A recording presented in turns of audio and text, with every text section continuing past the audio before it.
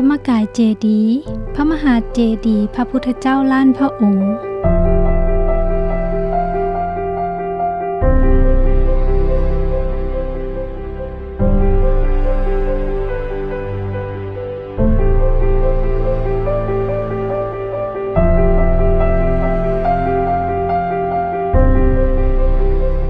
พระมหาธรรมกายเจดีย์มีรูปทรงคือกันกับศาลจิเจดีย์อันเป็นเจดีย์เก่าแก่บูฮานของประเทศอินเดียเริ่มก่อสร้างขึ้นในปีค.ศ. 1995ได้รับการออกแบบให้คงทนถาวรบ่ต่ำกว่า 1,000 ปีประดิษฐานรูปหล่อพระธรรมกายประจำตัวทั้งภายในและภายนอกเจดีย์รวมแล้ว1 ล้านองค์เฮ็ดจากซิลิคอนบรอนซ์เคลือบด้วยอนุภาคทองคำด้วยเทคนิคไทเทเนียมโกลไอออน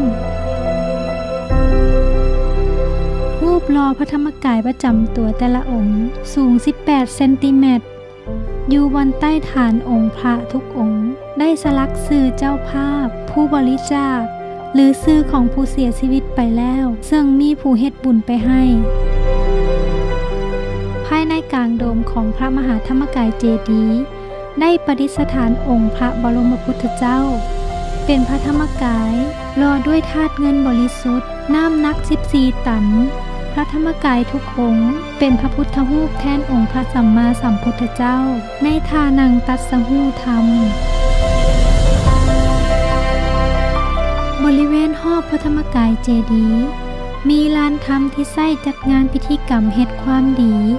เพื่อสร้างสันติสุขภายในและสันติภาพต่างๆนอกจากนี้โดยรอบทั้ง4ทิศก็คือวิหารคตก่อสร้างขึ้นในปีค.ศ. 1995เป็นอาคารขนาดใหญ่2 ชั้นที่มีระเบียงทางย่างมุงหลังคาต่อเนื่องถึงกัน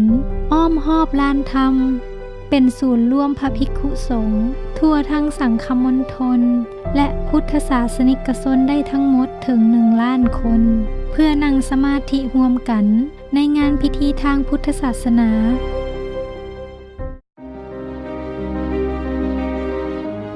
ซึ่งในทุกๆปีจะมีกิจกรรมงานบุญใหญ่เช่น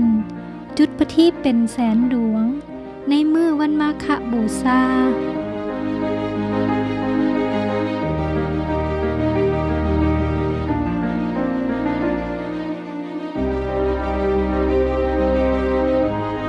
พิธีถวายสังฆทานและนั่งสมาธิแผ่เมตตาร่วมกันในวันคุ้มครองโลก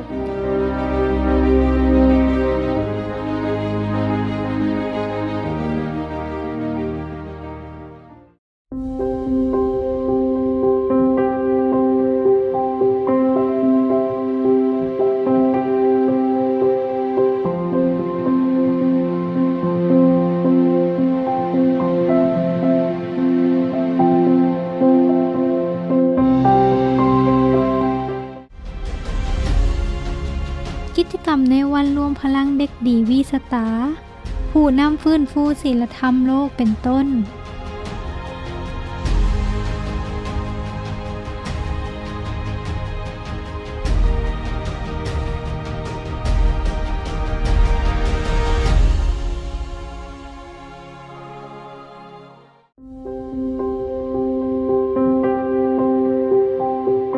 ที่แห่งนี้ในทุกๆช่วงเวลาของทุกๆมื้อจะมีสาธุชนทางภายในและต่างประเทศหมุนเวียนกันเข้ามาบูชาสักการะเจดีย์สูตรมนต์บูชาพระรัตนตรัยสูตรมนต์บทธรรมจักรกับปวัตตนสูตรเวียนประทักษิณและนั่งสมาธิ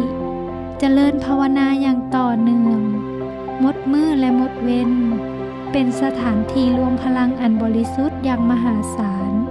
ที่เกิดขึ้นอย่างต่อเนื่องบ่ขาดสาย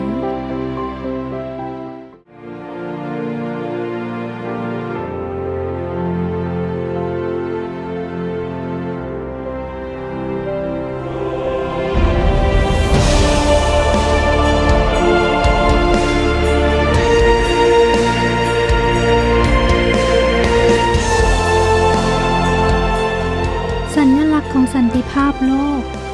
สันติสุขภายใน และยังเป็นศูนย์กลางของความหัก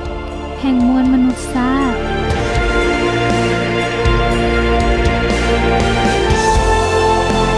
พระมหาธรรมกายเจดีย์พระมหาเจดีย์พระพุทธเจ้าล้านพระองค์